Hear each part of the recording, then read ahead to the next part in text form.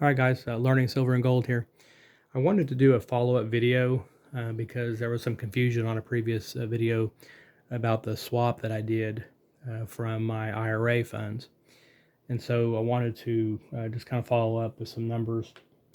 So so this is kind of a breakdown that I was doing today just to kind of get kind of some numbers. Now, the first confusion is some people thought I'd said 10 ounces of gold that I swapped in, and it was 10 coins that was 1/4 ounces each of St. Helena gold bullion. Okay, so it was 2.5 ounces that I swapped in, not 10 ounces. And it's kind of shows you at that time kind of what I got for it, and the total was a little over $4,000 trade value. And then this is kind of the breakdown on what I got. And this is, so I got a Austrian 10 Corona there. I got 2 dos pesos. I got 2 of the 10 pesos, and then 2 of the 20 francs, these two here. And then I've got two of the $5 gold coins here, Liberty head coins. And then I've got a $2.50 gold coin here. Okay. So I ended up ultimately, on the initial trade here, I ended up getting, basically swapping in 10 coins for 10 coins and more numismatic gold coins. But in addition, I also did spend $21, a little over that, in airtights for these. And then I got cash back of $327.17. And so what I wanted to do, really for my own curiosity as well, because I don't even have these memorized in terms of the quantity of the actual, troy ounces in these. The numbers can be, quite, odd. It's not as simple math as gold bullion is by any means. And so I put these in here. I was looking online today, going through and writing them all down. And as you can see, though, as I total this up, assuming I did it right, I think I did it right. So I end up getting 2.5223 ounces of gold, of actual gold troy ounce quantity in these 10 coins. So a little over 2.5 ounces total. But keep in mind the cash I got back, 327, and the $21 I spent in airtights as well. So keep that in mind.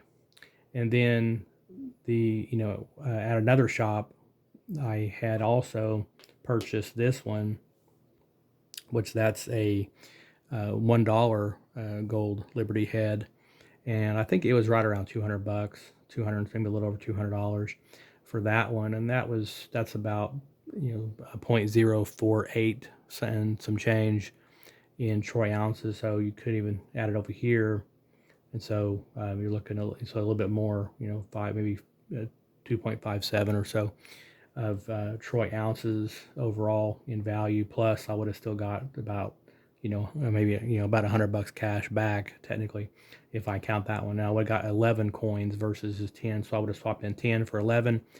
And then, but also one thing is keep in mind is this is another way to get into fractional gold. It's you're getting into numismatic and you're getting into fractional. So that's one thing that I like about it. And I really like these, the smaller coins, even like the dos pesos ones. These are a really affordable way to get into some of the more foreign currencies and more numismatics and stuff. And these are usually they're about like $100, maybe anywhere from 90 something to 120, typically depending on where gold's at and stuff. So those are kind of, if you can find them, luckily I've been finding them locally quite often.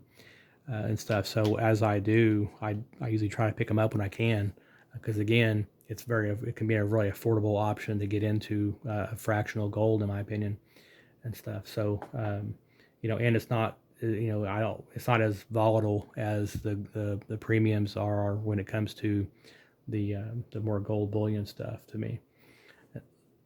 So just some thoughts there on kind of, so I just kind of wanted to do a breakdown on that and kind of my experience with all this, and just kind of some things to think about in your strategy. And I'm it's one of those things too where like if you're in mostly bullion, that's kind of up to you. It's a personal decision, and and I wouldn't be opposed to like having some bullion at some point, but I wouldn't want it to be the only reason I guess I would be in bullion at all would be so that ideally that would be the first thing I would cash in, like so that I can keep the numismatics back. So when something happened, then the bullion, first your silver, first like you can use like 90% thing like that, unless it's like a larger assets. Then so you could do silver first if possible. If not, then you go to your gold bullion. So you could do 90% silver, then your silver bullion, and then you would do your gold bullion, and then numismatics would be kind of your last. And then if you had any graded coins, graded numismatics, or anything graded, then that would be kind of your last line of defense. Which I don't really do graded stuff, but I do try to find the decent coins. They had when I got these. I was able to look through stuff and kind of pick, and I just try to make sure that I was burned on one of these a long time ago. One of the first numismatic gold coins I got actually, and I find out later it was actually dented. I didn't know that until afterward, and that hurt the value later on when I tried to go trade it back in. And when I sold it back in, I lost a little bit of money on that one actually. So I just try to make sure. I mean, I'm not trying to get stuff that's perfect, obviously, but I just look for large scratches and dents, things like that. If they're heavily dented or anything, then those I'll usually try to avoid. If there or unless there's like say major scuff marks, things like that, also, then I probably would avoid it. But as long as it's something that's decent and it's still you can read the date on it, those kind of things, and you can read most of the like all the text and things on there, then usually I'm fine with that. I don't necessarily have to have for what I want it. I don't necessarily need graded coins, for me, because I want stuff to be able to swap in as needed. But again, if I were to get some, more of a gold bullion at some point, and I do have silver bullion, but if I were to get gold bullion, then it would primarily be, for that swap in trade.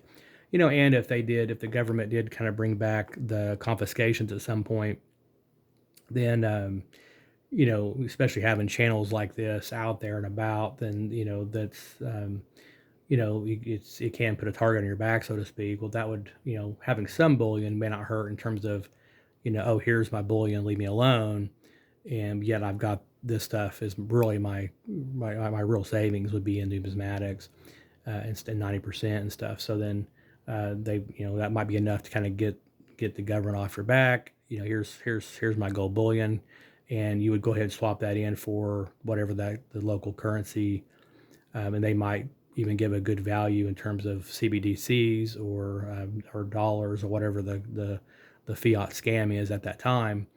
But you might be able to get a large lump sum payment on that you could put towards other assets, or even back into real assets in terms of numismatics and or 90% things like that, possibly, if it's even possible by then. But just some thoughts, some things to think about, because I felt like there was some comments that they thought I really got got it handed to me.